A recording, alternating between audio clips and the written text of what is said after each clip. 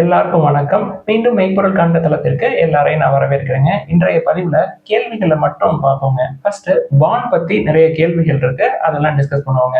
Bond எடுத்துக்கிட்டோம்னா இப்ப ஓப்பன்ல இருக்கிறது நிடோ ஹோம் ஃபைனான்ஸ் பேங்க் அப்ஸ்டாக்ல விசிபிளா இருக்கு சார், அதை கன்சிடர் பண்ணலாமா அப்படின்னு சொல்லி கேட்டிருக்காங்க. நான் ஏற்கனவே சொல்லிட்டேங்க, நான் வந்து பேஸ்ட் ஆன் த ரேட்டிங் தான் கன்சிடர் பண்ணுவேன். ஏஏ ரேட்டிங் அதுக்கு மேல உள்ள எல்லா நிறுவனங்களையுமே கன்சிடர் பண்ணுவேன். இன் அடிஷன் டு தட் நமக்கு ஒரு நிறுவனம் நல்லா தெரியுது அப்படின்னா அந்த நிறுவனத்தோட ரேட்டிங் கொஞ்சம் ஏ வரைக்கும் இருந்தாலும் கூட கன்சிடர் பண்ணுவேன் அப்படின்னு சொல்லியிருந்தோம். நிடோ ஹோம் ஃபைனான்ஸ் பத்தி எனக்கு சரியா எக்ஸ்போசர் கிடையாது. ஏ பிளஸ் ரேட்டிங் இருக்குங்க. டிஃபால்ட் ரிஸ்க் அப்படின்றது கம்மி தான். நம்ம வந்து இதுக்கு முன்னாடி எந்த பாண்டுமே கன்சிடர் பண்ணல அப்படின்னா நீங்க ஒரு ட்ரை பண்ணலாம். மினிமம் இன்வெஸ்ட்மெண்ட்ஸ்ல பாண்டை பொறுத்த வரைக்கும் இப்படி கொஞ்சம் கொஞ்சமா தாங்க சேர்க்கணும். ஒரே அடியா பாண்டை கன்சிடர் பண்ண முடியாதுங்க. ஏன் அப்படின்னா பாண்ட் இன்வெஸ்ட்மெண்ட்ஸை பொறுத்த வரைக்கும் ஒரே அடியா பெரிய அளவுல பாண்ட்ல இன்வெஸ்ட் பண்றது ரொம்ப கஷ்டங்க. பாண்டு கிடைக்கணும், நல்ல பாண்டா கிடைக்கணும். அதனாலதான் அப்பப்ப நல்ல பாண்ட் எது கிடைக்குதோ அதெல்லாம் கொஞ்சம் கொஞ்சமா கன்சிடர் பண்ணிட்டோம் அப்படின்னா ட்ரேட் ஆகுறப்ப பாண்டோட பிரைஸ் கீழே இறங்குறப்ப கன்சிடர் பண்ணி உங்களோட ஸ்டேக்கை இன்க்ரீஸ் பண்ணிக்கலாம். பாண்ட் இன்வெஸ்ட்மெண்ட்டை பொறுத்த வரைக்கும் ஏஜ் 50க்கு மேல இருக்கிறவங்களுக்கு ரொம்ப ரொம்ப யூஸ்ஃபுல்லா இருக்குங்க. அதாவது உங்களுக்கு 55-60க்கு மேல ஒரு ஃபிக்ஸ்ட் இன்கம் வேணும் அப்படின்னு சொல்லி ஒரு மனநிலை வரும். அந்த நேரத்துல ஈக்விட்டில இருந்து வருஷம் ஒரு தடவை தான் டிவிடெண்ட் வரும். நிறைய கம்பெனிஸ் இல்ல 3 மாசத்துக்கு ஒரு தடவை தான் வரும். நம்மளுக்கு மாசம் மாசம் பணம் தேவைப்படும். அந்த நேரத்துல இந்த பாண்ட் இன்வெஸ்ட்மெண்ட் அப்படின்றது உங்களுக்கு கை கொடுக்கும். ஸோ 60ல உடனே போய் பாண்ட்ல உழுவ முடியாதுங்க.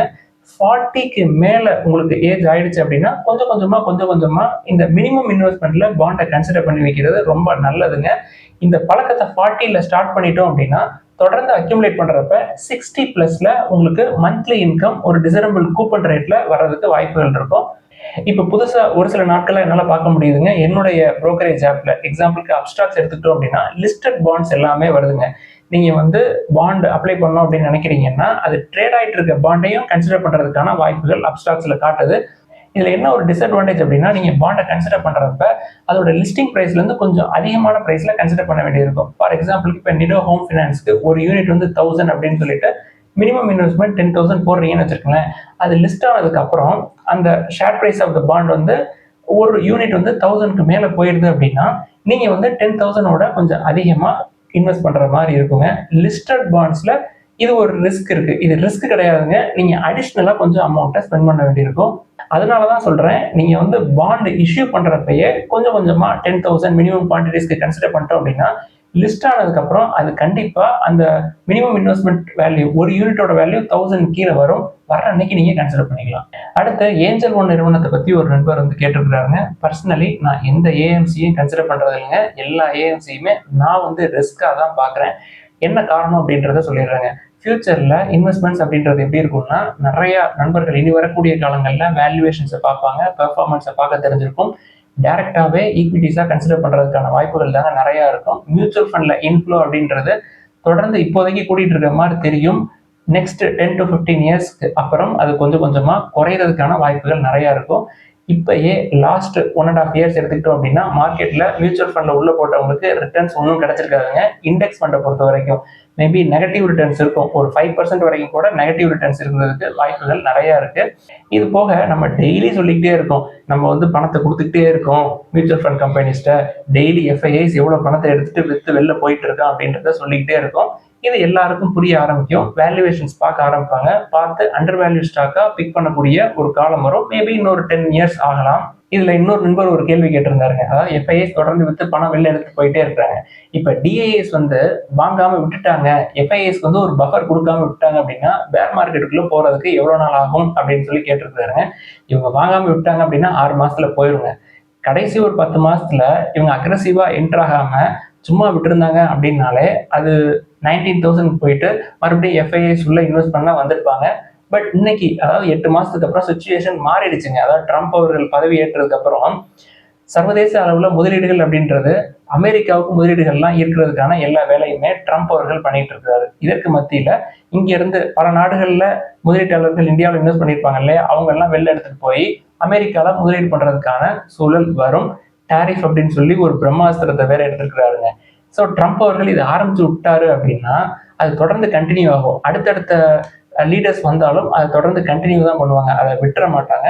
ஸோ சர்வதேச அளவில் அதாவது குறிப்பாக அமெரிக்காவிலிருந்து முதலீடுகள் இந்தியாவுக்கு வர்றது மற்ற சர்வதேச நாடுகள்ல இருந்து இந்தியாவுக்குள்ள முதலீடுகள் வர்றது அப்படின்றது எனக்கு என்னமோ குறையும் அப்படின்ற சந்தேகம் இருக்குங்க. தொடர்ந்து குறைஞ்சது அப்படின்னா டிஐஸ் அதுக்கு பஃபர் கொடுப்பாங்க. சரி, பஃபர் கொடுத்து மார்க்கெட்டை கீழே விழாம பாத்துக்கலாங்க. சரி, ஏறணும் அப்படின்னா என்ன பண்ணணும்? எஃப்ஐஎஸ் உள்ள வரணும். எஃப்ஐஎஸ் உள்ள வர்றதுக்கான சினாரியோ எங்க இருக்கு இப்போதைக்கு? அடுத்து கேம்ஸ் நிறுவனத்தை பத்தி கேட்டிருக்காங்க. கேம்ஸ் வந்து ஓவர் வேல்யூ தாங்க. 39 டைம்ஸ் ஏர்னிங்ஸ் இருக்கு. ரெவன்யூ ஃபால், ப்ராஃபிட் ஃபால் ரெண்டுமே இருக்குங்க. டிசம்பர் 2024 குவார்டர்ல இருந்து லாஸ்ட் 3 குவார்டரா. ஸோ அது ஓவர் வேல்யூ, தென் பெர்ஃபார்மன்ஸும் குறையுது. அடுத்து பேங்கோ ப்ராடக்ட்ஸ் அப்படின்ற நிறுவனத்தை பத்தி கேட்டிருக்காங்க. Auto and industrial lubricants manufacture பண்ற கம்பெனி மாதிரி தெரியுதுங்க. 0.44 டைம்ஸ் டெட் டு ஈக்விட்டி இருக்கு. இதுக்கு நீங்க கல்ஃப் ஆயில் லூப்ரிகன்ஸை பார்க்கலாங்க. 16 டைம்ஸ் தான் ஏர்னிங்ஸ். நல்ல ப்ரமோட்டரும் கூட. இந்துஜா குரூப் தான் இந்த கம்பெனிக்கு ப்ரமோட்டர். ஸோ இதை கூட நீங்க ட்ரை பண்ணலாம். அடுத்து கணேஷ் பெனோ பிளாஸ்டிக் அப்படின்ற நிறுவனத்தை பத்தி கேட்டிருக்காங்க. வேல்யூவேஷன் நல்லா இருக்கிற மாதிரி தான் இருக்கு. பட் ப்ரமோட்டர்ஸ் யார் அப்படின்றது தெளிவு நம்மளுக்கு இல்லை. In addition to that market cap அப்படின்னு பார்த்தோம்னா ஒரு 700 கோடி ரூபாய் மார்க்கெட் கேப் உள்ள ஒரு ஸ்மால் சைஸ் கம்பெனிங்க. பிரைஸ் டு ஏர்னிங்ஸ் வந்து 17 டைம்ஸ் இருக்கு. பிரைஸ் டு புக் 1.26 இருக்கு. டெட் டு ஈக்விட்டி 0.12 இருக்கு. வேணும்னா ஒரு சேஃபர் சைடுக்கு புக் வேல்யூ கீழே கன்சிடர் பண்றது நல்லது. அடுத்து கெயின் அக்ரோ அப்படின்னு நிறுவனத்தை பத்தி கேட்டிருக்கிறாங்க. சார் லாஸ்ட் 1 மந்த்ல 75% ஏறி இருக்கே சார், செல்லிங் யாருமே இல்லையா அப்படின்னு சொல்லி கேட்குறாருங்க. அதாவது லாஸ்ட் 1 இயர் கிராஃப் பார்த்தீங்கன்னா நம்மளுக்கு ஒரு 400-500% மேலே ஏறி இருக்குங்க. நான் கிராஃபை போட்டு காட்டுறேன். இந்த மாதிரி சின்ன சின்ன நிறுவனங்கள் 4 ரூபாய் 5 ரூபாய் உள்ள ஷேர்ஸை கன்சிடர் பண்ணால் நம்மளுக்கு இந்த மாதிரி பெரிய அளவில் கிடைக்கும் அப்படின்னு சொல்லி உள்ள என்ட்ராகி நம்ம மாட்டிக்கூடாது. அதனால தான் இதை குறிப்பாக சொல்கிறேன். ஒரு 10-15 கம்பெனி எடுத்தோம் அப்படின்னா ஏதாவது ஒன்று சிக்கிறதே பெருசுங்க. ஸோ இந்த மாதிரி ரிஸ்க்கை நம்ம எடுக்கக்கூடாதுங்க. நல்ல பிஸ்னஸை பார்க்கணும், நல்ல ப்ரொமோட்டர் குரூப்பை பார்க்கணும். அவங்களோட பிஸ்னஸ் ஸ்டெடியாக கொஞ்சம் கொஞ்சமாக க்ரோ ஆகணுங்க. நெக்ஸ்ட் 15-20 இயர்ஸ் நம்ம வச்சுக்கிற அளவுக்கு அந்த கம்பெனியோட ப்ரொமோட்டர்ஸ் நல்ல ப்ரொமோட்டர்ஸாக இருக்கணும். ஒரு விஷயத்தை நல்லா புரிஞ்சுக்கங்க. ஒரு சடன் ரைஸ் இருந்தது அப்படின்னா சடன் ஃபால் எப்பொழுதுமே இருக்கும். அடுத்து மகாநகர் கேஸ் அப்படின்ற நிறுவனத்தை பற்றி கேட்டிருக்கிறாங்க. CNG distribution company. நல்ல வேல்யூவேஷனில் தாங்க இருக்கு. 12 times earnings, price to book 2.12. But என்னை பொறுத்த வரைக்கும் என்னோட வியூவை சொல்லிடுறேங்க. பெட்ரோநெட் எல்என்ஜி இதை விட நல்ல பிஸ்னஸ், இதை விட நல்ல வேல்யூவேஷன்ல இருக்குங்க. அதாவது 11 டைம்ஸ் ஏர்னிங்ஸ்ல இருக்கு. பிரைஸ் டு புக் 2.05ல இருக்கு. ஸோ அதையும் ஒரு பார்வை பார்க்கலாம் நீங்க. பட் மகாநகர் கேஸும் கன்சிடரபிள் ரேஞ்ச் தான், அதுவும் நல்ல நிறுவனம் தான். அடுத்து பால்கிருஷ்ணா இண்டஸ்ட்ரீஸ் அப்படின்ற நிறுவனத்தை பத்தி கேட்டிருக்காங்க. அது 31 டைம்ஸ் ஏர்னிங்ஸ் பக்கமா இருக்கு. டெட் டு ஈக்விட்டியும் 0.33. சூப்பரான நிறுவனம் தான். டெட் டு ஈக்விட்டியும் நம்ம த்ரெஷோல்டோட அதிகமா இருக்கு. தென் 30 டைம்ஸ் ஏர்னிங்ஸும் வந்து அதிகம் தான். இதுக்கு நீங்க எஸ்கார்ட்ஸை பார்க்கலாம். 16 or 17 times earnings, almost debt free. அடுத்து ஐடிசி பத்தி நேற்று நீங்க பேசுனீங்க சார். ஐடிசி வந்து ரெவன்யூ க்ரோத் காட்டுறதெல்லாம் ஓகே தான், ஆனா நம்ம ஐடிசியை கன்சிடர் பண்ணிட்டு நம்ம க்ரோ ஆகிறோமா அப்படின்னு சொல்லி கேட்டிருக்காங்க. என்னுடைய கேள்வி என்ன அப்படின்னா, நீங்க எத்தனை வருஷமா ஐடிசியை ஹோல்ட் பண்ணிட்டு இருக்கீங்க அப்படின்றதுதான். In addition to that company loss பண்ணல, இது ஒரு ஃபர்ஸ்ட் அட்வான்டேஜ். கம்பெனிக்கு கடன் கிடையாது, இது ஒரு செகண்ட் அட்வான்டேஜ். தென் நீங்கள் லாஸ்ட் 3 or 4 இயர்ஸாக ஹோல்ட் பண்ணியிருக்கீங்க அப்படின்னா உங்களுக்கு ஐடிசி ஹோட்டல்ஸ் அப்படின்னு சொல்லிட்டு தனியாக ஒரு பிஸ்னஸ் கிடைச்சிருக்கும். தென் நெக்ஸ்ட் 5 to 10 இயர்ஸ் நீங்கள் ஹோல்ட் பண்ணுறீங்க அப்படின்னா ஐடிசி ஃபுட்ஸ், ஐடிசி இன்ஃபோடெக் அப்படின்னு சொல்லிட்டு உங்களுக்கு இன்னும் 2-3 பிஸ்னஸ் தனித்தனியாக கிடைக்கும். ஒரு குவார்ட்டருக்கு இப்பயும் ஒரு 4500 கோடிக்கு பக்கமாக ப்ராஃபிட் பண்ணிட்டு இருக்காங்க. வருஷத்துக்கு ஒரு 15 ரூபாய் டிவிடெண்ட் கிடைக்கும். ஷேர் ப்ரைஸ் ஏறலைன்னா எனக்கு கவலையே கிடையாது. 400லேயே சுற்றிக்கிட்டே இருக்கட்டும். நான் மாதம் 2, 1, 5, 10 கன்சிடர் பண்ணிக்குவேன். அடுத்து ஒரு நண்பர் வந்து என்எம்டிசி ஸ்டீல் பற்றி எழுதியிருக்கிறாரு. எனக்கு ரெக்கவரி ஆகிற மாதிரி தெரியுது அப்படின்னு சொல்லி எழுதியிருக்கிறாருங்க. இதே மாதிரி எனக்கு ஒரு 2-3 வருஷத்துக்கு முன்னாடி தெரிஞ்சதுங்க. 36லேருந்து மேலே போச்சு, இப்போ மறுபடியும் கீழே வந்திருக்கு, மறுபடியும் மேலே போகும், மறுபடியும் கீழே வரும். இதே மாதிரி தான் பேட்டர்ன் இருக்கும் பெரும்பாலும். ஸோ ரெக்கவரி இருக்கிற மாதிரி தெரியுது அப்படின்னு சொல்லி பயாஸ்டாக ஒரு டிசிஷன் எடுத்து அக்ரெசிவாக உள்ளே போயிடாதீங்க. இதை விட நல்லா லார்ஜ் கேப்பாக பார்த்து உள்ளே போயிருங்க. ஹிண்டால்கோவை பாருங்க, நல்ல வேல்யூவேஷனில் தான் இருக்குது. 1.5 டைம்ஸ் புக்கு கீழே தான் இருக்குது. ப்ரைஸ் டு ஏர்னிங்ஸும் 10 டைம்ஸ் தான் இருக்கு. டெட் டு ஈக்விட்டி 0.5 இருக்கு. இருந்தாலும் பரவாயில்லை. ஸோ ஹிண்டால்கோ, நால்கோ அந்த சைடு போயிடுறது நல்லதுங்க, என்எம்டிசி ஸ்டீலை கம்பேர் பண்ணுறதுக்கு. அடுத்து எஸ் பேங்கை லாங் டேர்மில் கன்சிடர் பண்ணலாமா அப்படின்னு சொல்லி கேட்குறாங்க. ஸோ 20 ரூபாய் தானே இருக்குது அப்படின்னு சொல்லிட்டு ஹையர் வேல்யூவேஷனில் உள்ளே போய் மாட்டிக்காதீங்க. சுமிட்டோமோ மிட்சுய் இப்போதைக்கு 20% ஸ்டேக் தான் எடுத்துருக்குறாங்க. 5% ஸ்டேக் எடுக்கிறதுக்கு முயற்சி பண்ணிக்கிட்டு இருக்காங்க. ஸோ 50%க்கு மேலே அவங்க ஸ்டேக்கை எப்போ எடுப்பாங்க அப்படின்றது ஒரு கேள்வி. தென் அடிஷ்னலாக ஒரு 16,000 crores உள்ளே போடுறாங்க பேங்க்கில். எவ்வளோ தூரம் பணத்தை இன்ஃபியூஸ் பண்ணுறாங்களோ அதை பொறுத்து தான் பேங்க்கோட பெர்ஃபார்மன்ஸ் இருக்குங்க. அவங்க 50% ஸ்டேக் எடுத்ததுக்கு அப்புறம் தான் இன்னும் அக்ரெசிவாக ஃபண்டை உள்ளே போடுவாங்க. ஸோ அதெல்லாம் எப்போ நடக்கும் அப்படின்றது நம்மளுக்கு தெளிவாக தெரியாது. ஸோ அந்த சைடு கொஞ்சம் போகாமல் இருக்கிறதே நல்லது. இது என்னுடைய வியூங்க. மற்றபடி சுமிட்டோமோ மிட்சுபிஷி பேங்கிங் கார்பரேஷன் ரொம்ப ஸ்ட்ராங்கான பேங்க் தான். 30+ கண்ட்ரீஸ்ல அவங்களுக்கு பேங்கிங் ஆப்ரேஷன் இருக்கு. ஜப்பான் நாட்டிலேயே அவங்க 3rd லார்ஜஸ்ட் பேங்க். அதுல எல்லாம் எந்த சந்தேகமே இல்லைங்க. பட் இங்க வந்து எஸ் பேங்க் டர்ன் அரவுண்ட் பண்றதுக்கு எத்தனை ஆண்டுகள் ஆகும் அப்படின்றது நமக்கு புரியாது, தெரியாது. அடுத்து 5 ஸ்டார் பிசினஸ் ஃபைனான்ஸ் அப்படின்ற நிறுவனத்தை பத்தி கேட்டிருக்காங்க. 2.5 டைம்ஸ் புக் இருக்குங்க, 15 டைம்ஸ் ஏர்னிங்ஸ் இருக்கு. எனக்கு அது ஓவர் வேல்யூடா தான் தெரியுது. நம்ம ஸ்ரீராம் ஃபினான்ஸே வந்து கன்சிடர் பண்றது இல்லைங்க. 1.5 வரட்டும் அப்படின்னு சொல்லி வெயிட் பண்றோம். ஸோ 5 ஸ்டார் ஃபைனான்ஸ்குள்ள போக வேண்டிய அவசியம் என்ன அப்படின்றதான் என்னுடைய கேள்வி. அடுத்து சுல்லா விண்டியார்ட்ஸ் அப்படின்ற நிறுவனத்தை பத்தி கேட்டிருக்காங்க. கம்பெனி வந்து கொஞ்சம் ஓவர் வேல்யூ சைட்ல தான் இருக்கு. நல்ல நிறுவனம் தான். 36 டைம்ஸ் ஏர்னிங்ஸ், 0.54 டைம்ஸ் இருக்கும் டெட் டு ஈக்விட்டி. நான் என்ன பண்றேன் அப்படின்றத சொல்லிடுறேங்க. நான் ஜிஎம் பிவரேஜ் தான் கன்சிடர் பண்றேன். Almost debt free. But performance கொஞ்சம் குறைஞ்சிருக்குங்க. Year on year profit fall இருக்கு. பட் டெட் ஃப்ரீ அப்படின்றதுனால நான் ஒரு கால்குலேட்டர் ரிஸ்க் எடுத்துருக்கேன். அடுத்து எல்சிட் இன்வெஸ்ட்மெண்ட் அப்படின்னு நிறுவனத்தை பத்தி கேட்குறாங்க. அது காஸ்ட்லி தான். அடுத்து ஃப்ரெஷ் இன்வெஸ்டர்ஸ் இப்போதான் புதுசா உள்ள வர்றாங்க. அவங்க எல்லாம் வந்து எந்த மாதிரி அவங்களை கன்சிடர் பண்ணலாம், அதாவது இன்னைக்கு இருக்கக்கூடிய மார்க்கெட் சுச்சுவேஷன்ல அப்படின்னு சொல்லி கேட்டிருக்காங்க. ஃப்ரெஷ் இன்வெஸ்டர்ஸ் உள்ள வர்றாங்க அப்படின்றது ஒரு பக்கெட்டுங்க. எத்தனை வயசுல அவங்க உள்ள வர்றாங்க அப்படின்றதான் கேள்வி. இப்போ வந்து 18ல ஸ்டார்ட் பண்ணி 30க்குள்ள இருக்கிறாங்க, 18 to 30 இருக்கிறாங்க அப்படின்னா அவங்க கொஞ்சம் ரிஸ்க் ஜாஸ்தியாகவே எடுக்கலாம். அதாவது ஈக்விட்டிஸ்க்கு அதிகமான ப்ரிஃபரன்ஸ் கொடுக்கலாம். இன் அடிஷன் டு தட் இந்த பிரைஸ் டு ஏர்னிங்ஸ் நம்ம பார்க்குறோம் இல்லையா, இதுல 30 டைம்ஸ் 35 டைம்ஸ் அந்த சைடில் இருக்கிற நிறுவனங்களை கூட நம்ம வந்து கன்சிடர் பண்ணலாங்க. எடுத்துக்காட்டா L and T, Tata Power, Jyothy Labs, ICICI Lombard, Mahindra and Mahindra, Eicher Motors, Escorts, Emami, இந்த மாதிரி ஸ்டாக்ஸ் எல்லாம் கூட கன்சிடர் பண்ணலாம். நான் சொல்றது வந்து ஏஜ் கம்மியா இருக்கிறப்ப 18 to 25 to 30 அந்த ரேஞ்சில் இருக்கிறவங்களுக்கு.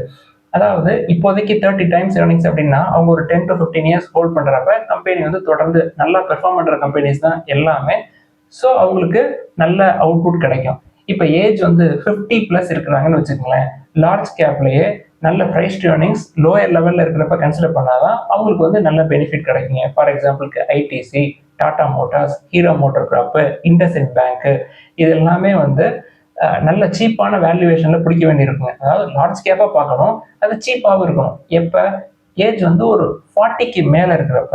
இப்ப நண்பர் கேள்வி எப்படி இருக்கு அப்படின்னா, இந்த ஃப்ரெஷ் இன்வெஸ்டர்ஸோட மைண்ட் செட் எப்படி இருக்கு, சந்தைக்குள்ள உள்ள வர்றாங்க இல்லையா, அவங்களோட மைண்ட் செட் எப்படி இருக்கு அப்படின்னா, பணத்தை போடுறோம் அப்படின்னா அன்னைக்கே ஒரு ப்ராஃபிட்டை நம்ம பார்த்துடணும், இல்ல ஒரு வாரத்திலயோ இல்ல ஒரு மாசத்துலயோ நம்ம வந்து ப்ராஃபிட்டை பார்த்துடணும் அப்படின்ற ஒரு முடிவுல வந்தாங்க அப்படின்னா நிறைய லாஸ் பண்றதுக்கான வாய்ப்புகள் ரொம்ப ரொம்ப ஜாஸ்திங்க.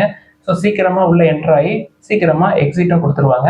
அவங்களோட மைண்ட் செட் எப்படி இருக்கணும் அப்படின்னா, ஒரு ஷேரை வந்து கன்சிடர் பண்ணிட்டோம் அப்படின்னா அட்லீஸ்ட் ஒரு 6 to 7 இயர்ஸ் அதாவது ஹோல்ட் பண்ணணும் அப்படின்றது இருக்கணுங்க.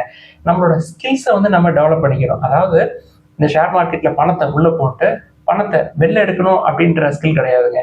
நம்ம வந்து பணத்தை உள்ள போடுறோம், வேற ஏதாவது நம்மளோட ஜாப், நம்மளோட ஒர்க்ல நம்மளோட ஸ்கில்லை வந்து டெவலப் பண்ணிக்கிட்டே இருக்கணும். அப்ஸ்கில்லிங் அப்படின்றது ரொம்ப முக்கியம். அதுல நம்மளோட ஏர்னிங்ஸ் எடுத்து ஒரு மினிமம் குவான்டிட்டி எடுத்து கொஞ்சம் கோல்டுல, கொஞ்சம் பாண்டுல, தென் கொஞ்சம் ஈக்விட்டியில எடுத்து கொஞ்சம் கொஞ்சமா அவங்களோட வெல்த்தை அக்யூமுலேட் பண்ணணும் அப்படின்ற மைண்ட் செட் வரணுங்க.